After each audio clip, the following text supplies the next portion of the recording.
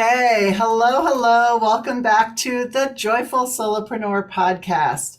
It is me, Mary Gall, and Kathy Basil, and the Joyful Solopreneur podcast is the go-to podcast for solopreneurs seeking to infuse joy back into their business. Each episode is brimming with actionable advice and heartfelt insights, empowering you to shape your business on your terms. From honing your message to playful profit planning, prepare to engage with a supportive community that advocates for joy, creativity, and successful entrepreneurship. Let's dive into this episode of the Joyful Solopreneur podcast. Hi, Kathy. Episode 6. Hello, Hey. everyone. Everybody's favorite topic, sales, right?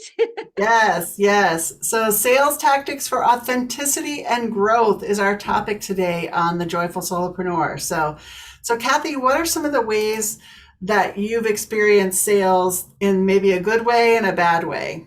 Oh, well, I think just like you were bantering about, what's the first thing that pops into your mind when you hear the word sales? It's like, oh no, is it rejection or uh-oh, not enough? Or is it yoo-hoo, I get to invite more people into my world. So I Yeah. just I just find it fascinating. I think it's one of the most emotionally charged aspects of going into our business is that creating relationship for sales. So I think this is going to be a fun conversation because Mary and I are both about making it a connection, a heart-to-heart connection, being present for those whoever you're in front of. I like to consider being deeply present and getting to know that person to see if what you have is even a fit. I think we kind of have that divide because so many of the old school sales tactics felt like a manipulation and a wrestling match and hitting on those pain points so that Right. oh, they're motivated to work with you. But it's like, no. What if it gets to be of first opening with questions, getting to know where those people are and understand if you are someone who can help them. Is your program something? But I think all too often somebody's got a widget. It's like, okay, here's my program. Is this, I'm selling my program? And it's like, no, what you're really selling, regardless if it's a product or a service, is a transformation. So is this a fit for them? Is this going to help that person with who they are, where they are, to become and have what they do? Yes. Uh, So one of my first experiences as a salesperson, so I was maybe a senior in high school, freshman in college. I worked at a waterbed store. I sold furniture, which is ah, something that most people that age do. And it was, I dated myself because it was a waterbed store, right? So it was the mid 80s. And yeah, that was a real learning lesson for me in selling something that was a higher priced item, right? At the time, furniture, bedroom sets, those kind of things. So I learned some sales skills there. And then when I moved on and moved to the next town, for a while, I was in school, I did telemarketing, which, oh my gosh, that was the longest 6 months of wow. my life being a telemarketer. And I worked in the afternoon, evening. So it was a good job because I could go to school during the day and, afternoon, evening. So we would catch people during the dinner hours, right? And you had the dialer, you had the headset on, Oh, and there was a script in front of me that I had to follow. And if they gave me this objection, I'd turn to this page and this is again the 80s, so we didn't have the internet back then. So everything was in a notebook in front of me. So it's like, okay, objection, this is flip to tab 22 and read that. Oh, but here's the answer to that objection, right? Then they give you this objection. Flip to tab this, and you had to get three objections before you could let them off the phone, or they had to hang up, right? So that was a drastically different way of sales, right? So when somebody's coming into a store to look for furniture, they came into us, they already kind of know they want to buy something. It's just a matter of showing them what the right thing is, what's in their budget, asking them some questions, and then making the sale. Versus the telemarketing where I'm just cold calling and it's very scripted and very impersonal, and I have to keep challenging them to buy something from me versus until I forced them to hang up, or I had to get three no's before I could hang up the phone, right? So that was a completely two different experiences in my sales life, right? And then in starting your own business as a solopreneur, if you worked in a corporate environment, as many people do before they start their own business, and you didn't have to go out and make the sales, you had a sales team or somebody else was responsible for bringing in the sales.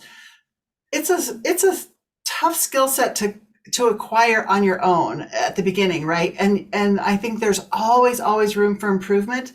I've been in my business for 11 years, and I just got through taking another sales training class because I think it's a skill you can always improve upon, and there's always kind of new trends or tactics, and you have to give some a try before you know what resonates with you, right? So that you can show up joyful, you can show up authentic, and you don't feel like you're reading from the script and flipping to objection number one, right? Yeah. So, um, Or that somebody's just a number. It's funny right, because that actually is my experience, is having been actually for 20 some odd years, but I didn't need to have a whole lot of clients. So my selling was really more like networking and connecting with the right people. And once I had a couple clients, I was full.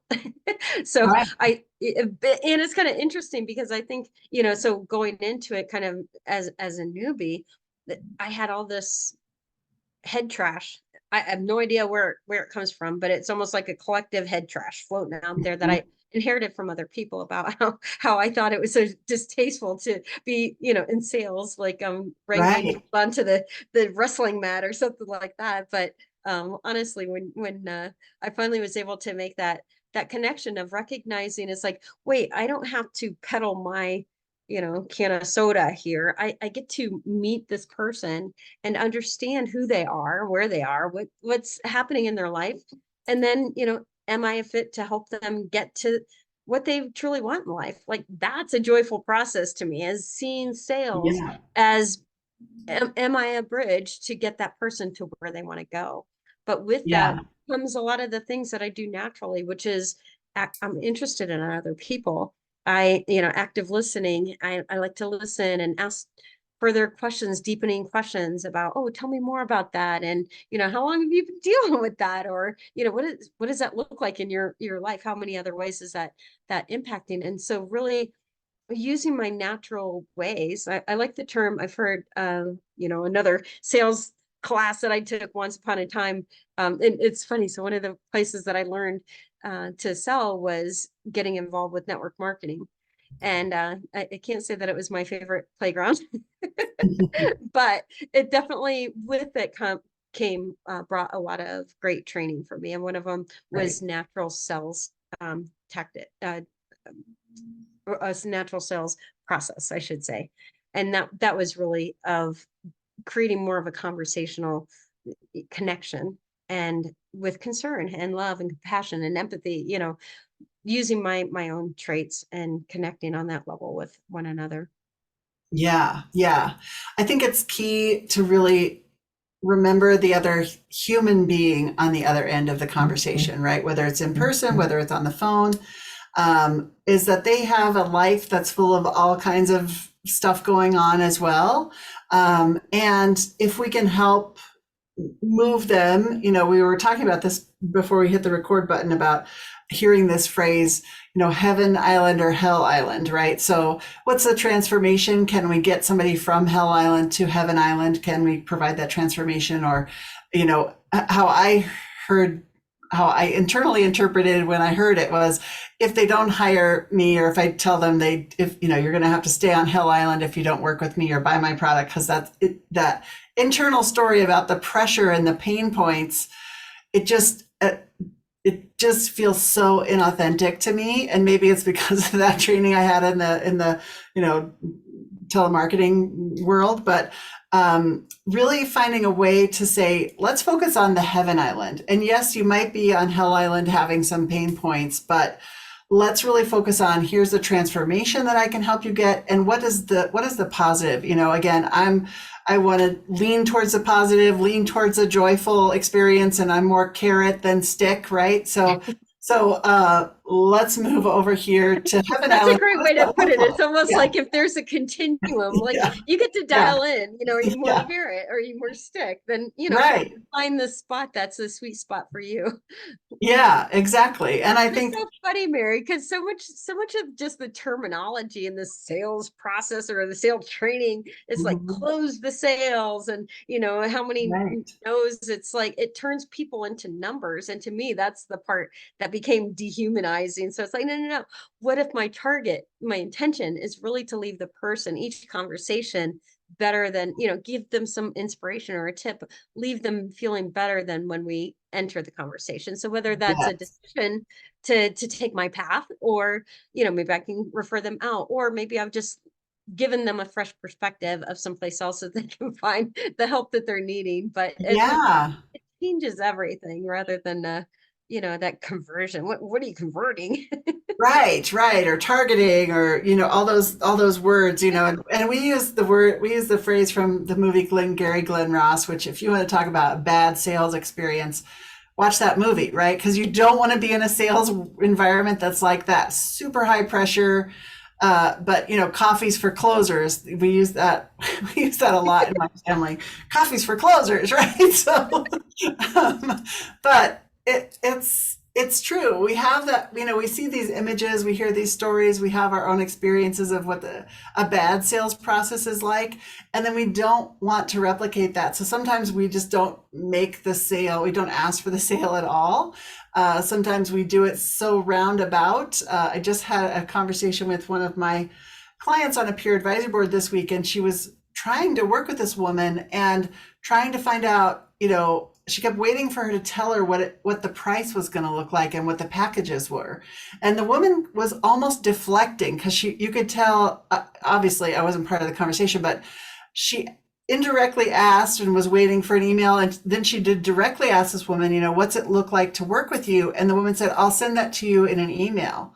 She wouldn't tell her on the call. So that's making your clients jump through hoops to work with you. We don't want to make it that difficult. So if you are finding yourself in that position where you can't say your prices out loud, or you can't talk about what your packages are, or the benefit that the package will be, or then you do need to make sure you find a good sales coach and they can help you work through some of those Yeah. things, Or a because lot of it's mindset that's around a deeper worthiness. And issue. Yeah.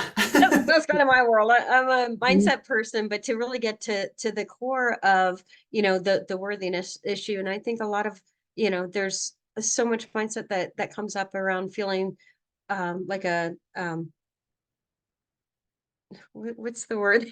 Fake, feeling Yeah. feeling like an imposter Yeah. syndrome. Or if you, Mhm. just like you said, of really looking in, like take a third party view of yourself, your reactions around your sales. If you're, I love that, Mary, because I think just not offering our services frequently enough, that's all it really takes. And we Yeah. kind of had the previous episode where we talked about knowing your numbers.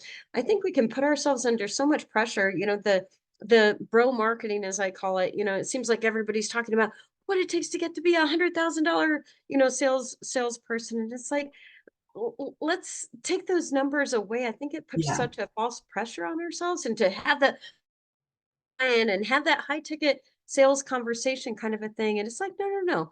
Let's start authentically with who you are, who you're serving, what is the best outcome that you can give that person, and create your pricing structure in a way that's authentic to you.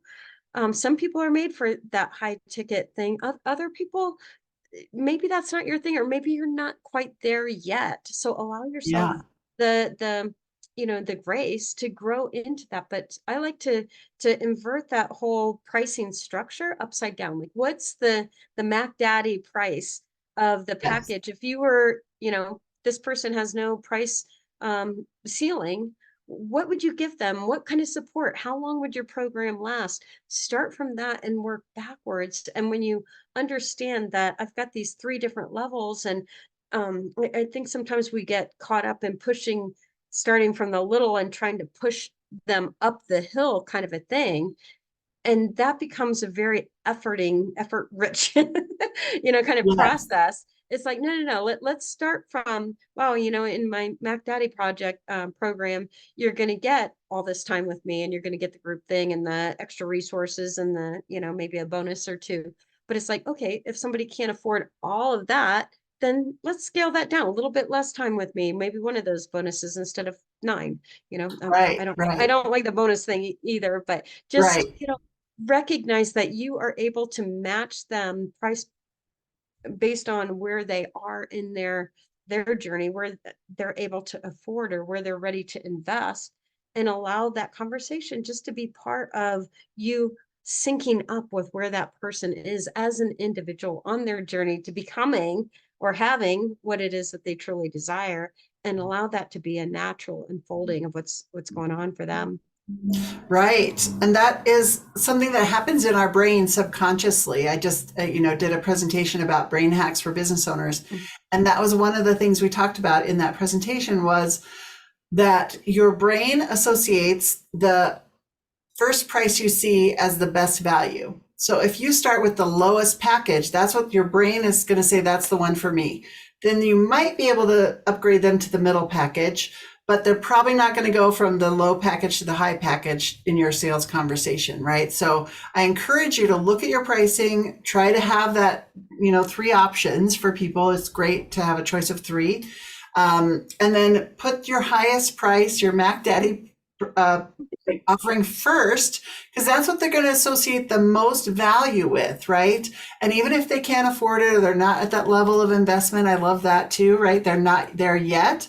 Then you can step them down. Here's this one's still going to get you great results, right? And then step them down. And then if they need the lowest price one, that's great too. But we just talked about this on my peer advisory boards this month is hoping for A while rewarding B. So if we're always going after the people that just want to come in at the lowest price, Mhm. they're probably not going to move up the scale with us, and they're always going to be looking for a discount or a bonus or something like that because that's what we're training them to do, right? So Yeah. we And really just want to think about start the with joy yeah, factor in that. If you're always yeah, having to herd your people and try to get them up, it just drives and me nuts upsell that, them and upgrade them. oh, Like let them start and see the everything that they could have, and then let them choose what level they can afford to invest in, right? And people might find the money. You might, we make assumptions about people all the time, but we don't know what's happening in their lives. And so if they really want that and they really want that transformation or that product or services that you're providing, they'll find a way to make it happen, right? So we've all paid for things that we're like, oh, I would never pay that. And then you're like, you meet the right person, the right coach, the right person, and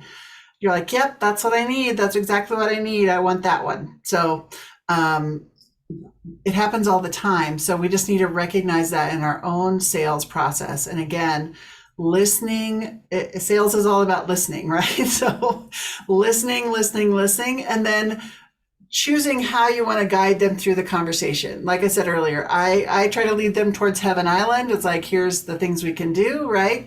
Rather than focus on the pain points. But there are salespeople and maybe certain products or certain business types where you do have to lean a little bit heavier on the pain points, right? To remind them where they are or where they'll stay if they don't make a change and those kind of things, right? So you have to find what's authentic to you and to the transformation that you're leading somebody through. but I like the distinction that you're making them, because it's important for us to understand what their hell looks like and feels like to them, so that you can, in the words that are going on in their head right now, so you can identify, meet them where they are. They're sitting on Hell Island wishing they were somewhere else. Understand that conversation of what's going on without having to, you're not wrenching that. Right. You're not, don't avoid that knowingness, and recognize that you get to visit there, let them know that you see and understand who they are, where they are, what they've been through, and say, wow, here's how we get you out of that, so that you're teaming up with them as part of that sales conversation, and part of the solution that they have been looking for. What if they've been sitting there on their Hell Island praying for someone like you to come along? Yeah. But Yeah. it really annoys me, some of the online marketing, because It gets so complicated. Like, would you just allow yourself to recognize that this can be simple? And truly, it begins again with knowing the numbers. Like, how many people do you really need to be working with, or the sales at that certain price?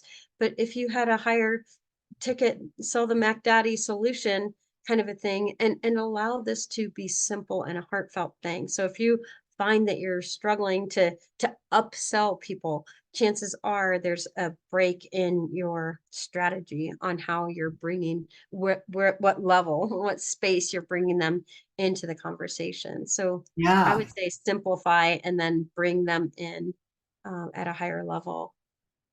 Yes. And another things we do around, as we're trying to sell people as part of our sales process, is we get stuck on the features and not the benefits, right? So that's again another reason why people may not see the value in paying for the Mac Daddy what's the word I'm like Program or product, the yeah. package or program. I was like, it starts with a P. Um, so they may not see the value in that because you're talking about, oh, you get, 6 sales calls and you get this many emails and you get 19 bonuses, and they might feel overwhelmed, right? Yeah, they If don't you go want any through of all that. the stuff, right? It's like, that's more work. I don't want more work. I just want the solution. And they're going to get the solution there, but you've buried it in all of the work and the features of the package, right? So you really need to keep the features light. Yes, people want to know how much time is involved, what kind of resources do I have access to, but really what they're buying is the transformation. So Mm, how do you keep that in the sales conversation? How do you keep that in your marketing language? Really, like, here's the benefits of getting this package, right? You're going to have one-on-one time with the coach. You're going to have the videos you can go back and watch anytime you want to. You're going to have access to ask me a question. Whatever those features are, explaining what the benefit to them is. You might say, I added this feature because in the past I've had clients that really got stuck on level 3, or they run into some issues on level 3. So I added in more support for you here, and that's included in this package, right? So that if you get stuck, you have access to me, or whatever that might look like. So that way you can explain the feature with the benefit to them, right? So it's not just a list of here's everything you get, but here's what you get and here's why it's included. Here's how it helps you make the transformation you need to make. Here's how it gets you to the next step, right? So I think that can sometimes get lost because as entrepreneurs, we created these packages, we're delivering the services. So we are very comfortable with, oh, you get this many calls, it's this many hours a month, it's this, and you go to this page and, you have access to all these resources, and we forget to remind them why all of that stuff exists, right? yeah. So it's a And good like, I thing. just like how you said, it's like, why does it matter in their world? I work with a lot of like healer kind of people, and they might be talking in terms of the type of modality or system that they're using. And it's like, well, people don't want the modality or the system. What they want, just like you said, is the outcome. But what is that in their terms? So when you get a no, or, oh, I gotta ask my spouse, or I gotta wait, and now's not the Yeah. time, I can't afford it. It's like those objections really come down to one thing, is that you haven't connected the dots to what the conversation is in their head. They're not seeing the value that they're going to derive from working with you. So every no is an opportunity to continue the conversation, to understand what the real reason for the delay is under that, so that you can do a better job. And I mean, I think 9 times out of 10, it might be that you just haven't articulated in a way on their hearts, and what's Right. of value, what's a priority for them. Right, right. So again, going back to our brains, how our brains work, right? So that primitive brain, caveman brain, whatever, is saying, is the reward greater than the risk of me giving out my resources, right? So is the reward of me giving my time, energy, or money going to be is the reward going to give more than the risk I'm taking by losing that time, energy, or money, right? So that's a primitive instinct that kicks in the minute we are trying to decide if we want to buy something, the sales opportunities in front of us, right? Ooh, that's going to cost me some of my resources. Is the reward worth that expansion of resources, right? So, and it happens in a split second. So again, so then we need to, again, keep walking them through, here's why, here's how these resources, these features are going to get you to that result that you want, right? Here's why it's safe to make that choice because you are going to get the support that you need, those kind of things, right? Using a kind of language that I like. I got to see the horse whisperer, and they had a technique. They call it joining up, where rather than approaching the horse head on, what they would do is start with their activity, and the horse would join up.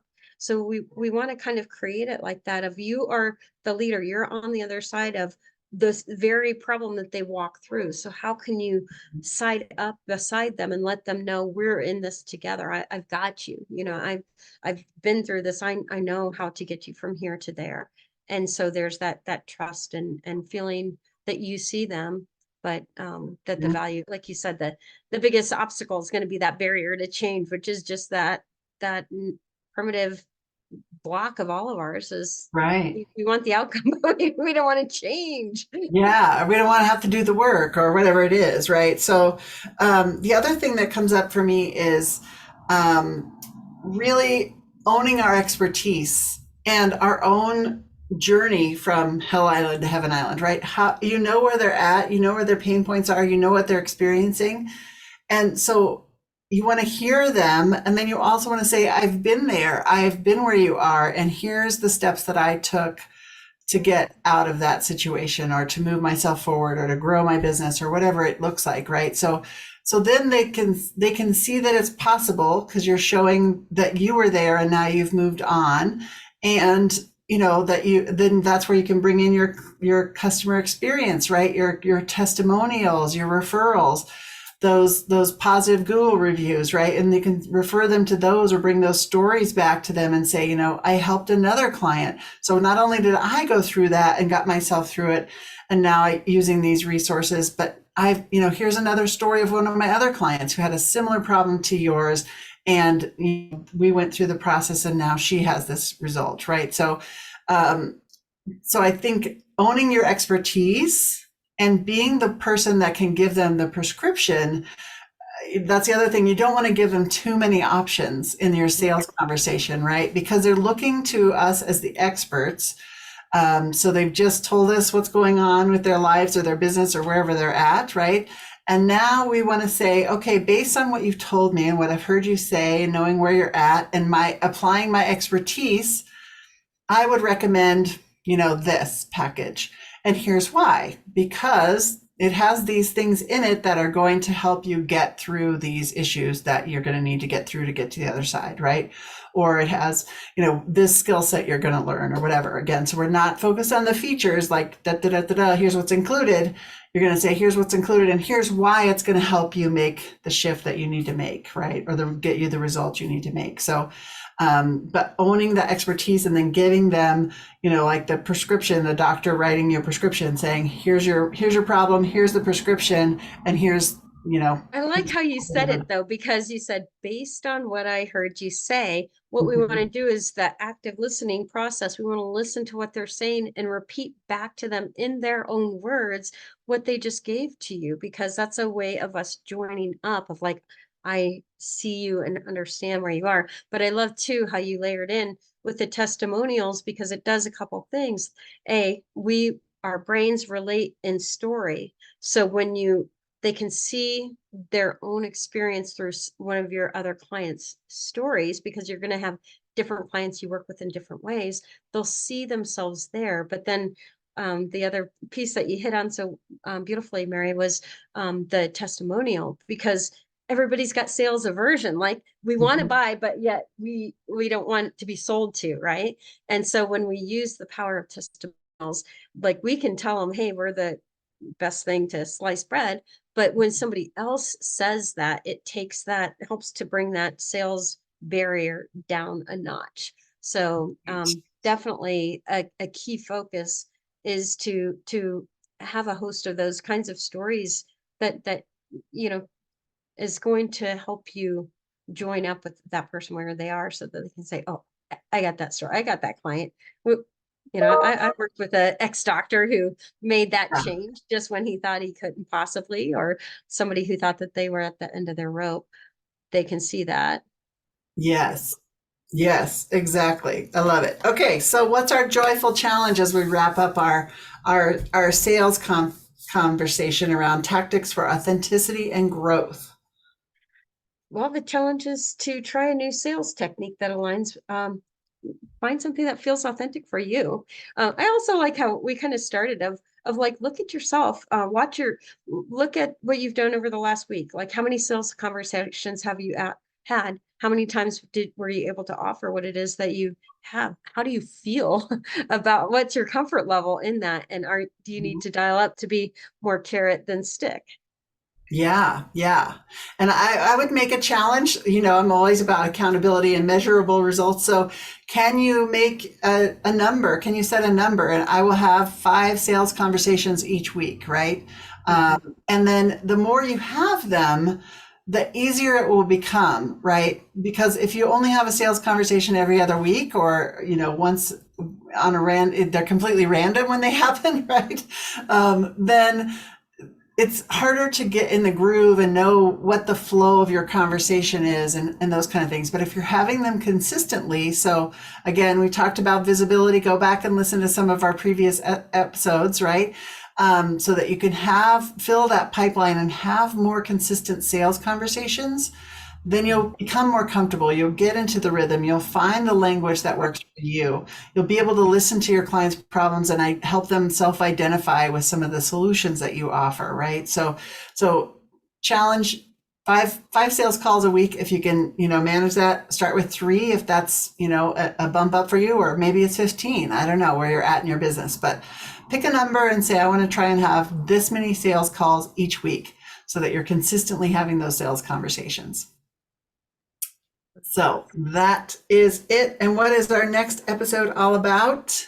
I would say Yeah. that it is creating the wow experience for your clients and exceeding expectations. Yay, that's a fun one. That's filled with joy. You get to do all kinds of fun, joyful things for your clients. So, really great topic today. And we've had so much So fun good. with all these topics. So, we're going to end today and we'll see you for episode number 7 next week.